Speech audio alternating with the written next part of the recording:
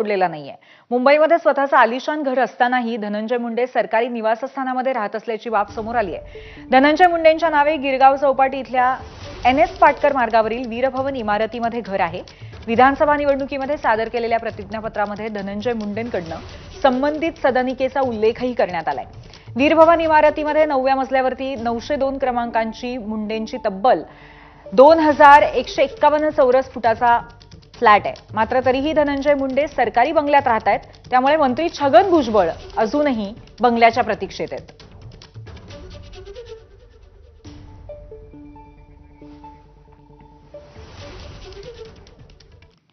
अजित पवारांच्या राष्ट्रवादीच्या कोर कमिटीची सह्याद्री अतिथीगृहावरती बैठक सुरू आहे। अजित पवारांच्या नेतृत्वात ही बैठक होतीये। धनंजय मुंडे सुद्धा या बैठकीला उपस्थित आहेत। त्यांच्या सरकारी बंगल्यातल्या वास्तव्यावर या बैठकीत चर्चा होणार का हे पाहणं महत्त्वाचं ठरेल।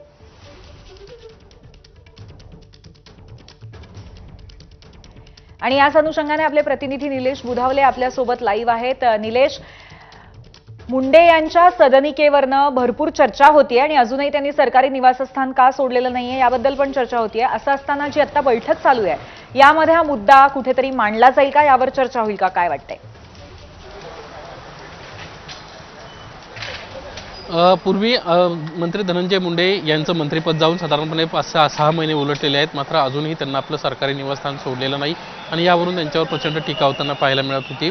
सरकारच्या वतीनं त्यांना आता 42 लाख रुपयाचा दंड देखील करण्यात आला आहे। ज्यावेळेस त्यांना हा प्रश्न विचारण्यात आला त्यावेळेस त्यांना असं म्हटलं होतं की मुंबईत माझी राहायची सोय नाही आहे, सध्या वैद्यकीय उपचार सुरू आहेत, त्यामुळे कुठेतरी सध्या सरकारी निवासस्थानात आपण राहतो, या संदर्भात आपण मुख्यमंत्र्यांशी देखील संपर्कात आहोत असं देखील त्यांना स्पष्ट केलं होतं।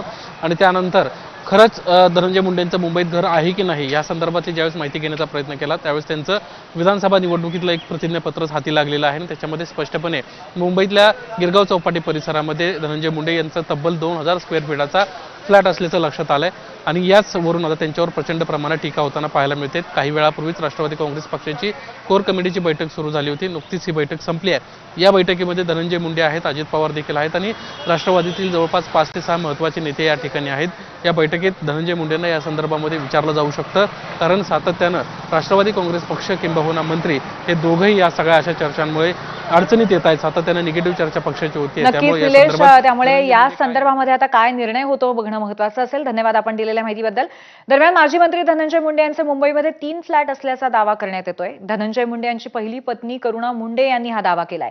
मलबार हिल, पवई आणि सांताक्रूज येथे धनंजय मुंडेंचे 3 फ्लॅट असल्याचा दावा करुणा मुंडे यांनी केलाय। स्वतःच्या घर असताना आणि खोटी गोष्टी करताय लोकांच्या समोर की माझ्या प्रकृती चांगली नाहीये, माझी मुलगीच्या शिक्षण आहे त्याच्यासाठी मी इथे राहत आहे। पण धनंजय मुंडेच्या मालाबार हिलमध्ये फ्लॅट आहे, पवईमध्ये पण एक फ्लॅट आहे आणि जे माझा फ्लॅट आहे तो पण त्यांचाही आहे। या मुद्द्यावर मंत्री उदय सामंत आणि सामाजिक कार्यकर्त्या अंजली दमानिया यांनी काय प्रतिक्रिया दिली आहे पाहूयात। काही कालावधी मंत्रिपद गेल्यानंतर तो सरकारी बंगला ठेवला तरी चालतो, परंतु त्याचे काही ड्यूज असतात ते भरावे लागतात। कदाचित त्या प्रक्रियेतला तो भाग असेल, परंतु मंत्री नसल्यामुळं किंवा अनेक दिवस झाल्यामुळं शेवटी कधी ना कधी तो सोडावा लागणार आहे। त्यामुळे ती सामान्य प्रशासनाची गोष्ट असते, त्या बाबतीत ते विभाग लक्ष घालेल आणि त्यांच्याकडनं जी काही कार्यवाही आहे ती करेल। आताच्या घटनेला आपल्याला दिसतंय की त्यांच्या 2024च्या ॲफिडेव्हिटवर वीर भवन नावाचं एक बिल्डिंग आहे, जिथे 902 नंबरचा फ्लॅट म्हणजे 2151 स्क्वेअर फीटच्या बहुतेक तो 4 बेडरूमचं घर असावं, तो फ्लॅट असताना देखील सातपुडा बंगला ठेवणं हे अतिशय चुकीचं आहे। मी आज एक लीगल नोटीस सरकारला पाठवणार आहे की कुठच्याही पद्धतीने म्हणजे जर ते खाली करत नसतील आणि 46 लाखाचं आतापर्यंत थकबाकी असलेलं त्यांचं जे दंड आहे तो देखील त्यांच्याकडनं आकारण्यात यावा आणि तातडीने त्यांची रवानगी त्यांच्या घरी करण्यात यावी। 48 तासात त्यांनी ते घर खरं तर खाली केलं पाहिजे।